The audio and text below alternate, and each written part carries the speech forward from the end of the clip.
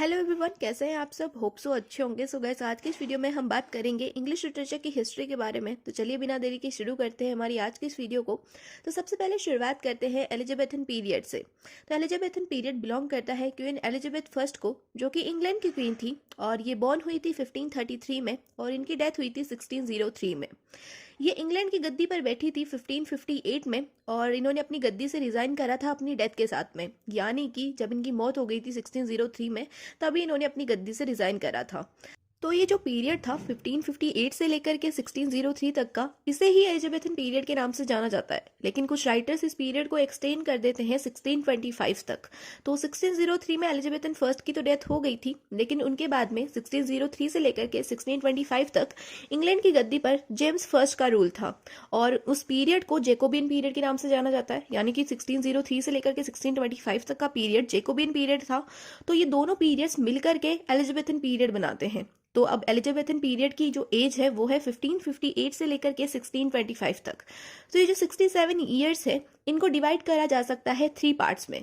First part होगा 1558 से लेकर के 1579 तक का, सेकेंड पार्ट है 1579 से लेकर के 1603 तक का, और थर्ड पार्ट है 1603 से लेकर के 1625 तक का। तो ये जो फर्स्ट 2 पीरियड्स थे, यानी कि 1558 से लेकर के 1603 तक का जो पीरियड था, ये इंग्लिश लिटरेचर की प्रॉस्पेरिटी के डेज थे।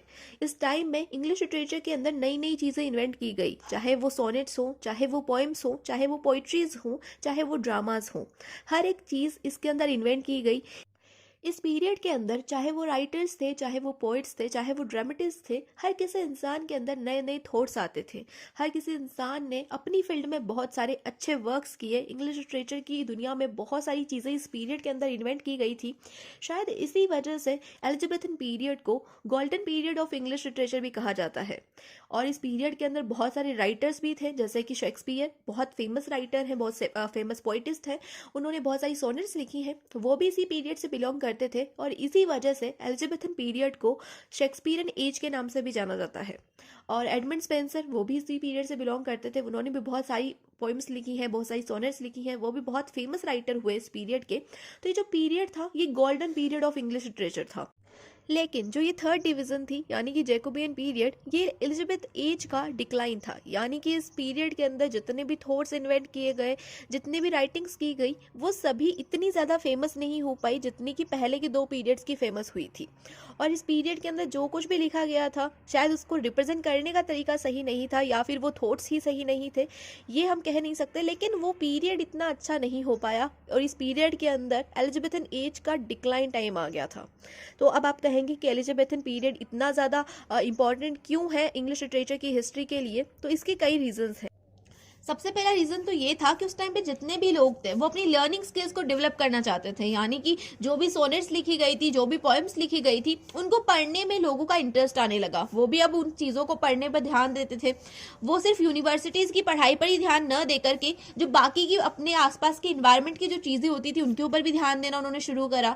दूसरी चीज़ ये थी कि लोगों के अंदर पैट्रियोटिज्म की भावना आई, यानी कि लोग अपनी हिस्ट्री के बारे में जानना चाहते थे। तो बेसिकली ये जो इंग्लैंड की बात हो रही है यहाँ पर, तो जो इंग्लैंड के लोग थे वो अपनी इंग्लैंड की हिस्ट्री के बारे में जानना चाहते थे। वो जानना चाहते थे कि उनका ओरिजिन कहाँ से है। तो लोगों के अंदर पैट्रियोटिज्म की भावना जो है आने लगी और प्रिंटिंग बहुत ज़्यादा होने लगी थी इस टाइम पर, क्योंकि इतनी सारी सोनेट्स लिखी जा रही हैं तो बुक्स तो पब्लिश होंगी ही सही, और बुक्स को पब्लिश करने के लिए प्रिंटिंग्स तो चाहिए ही सही। तो प्रिंटिंग्स भी बहुत ज़्यादा होने लगी।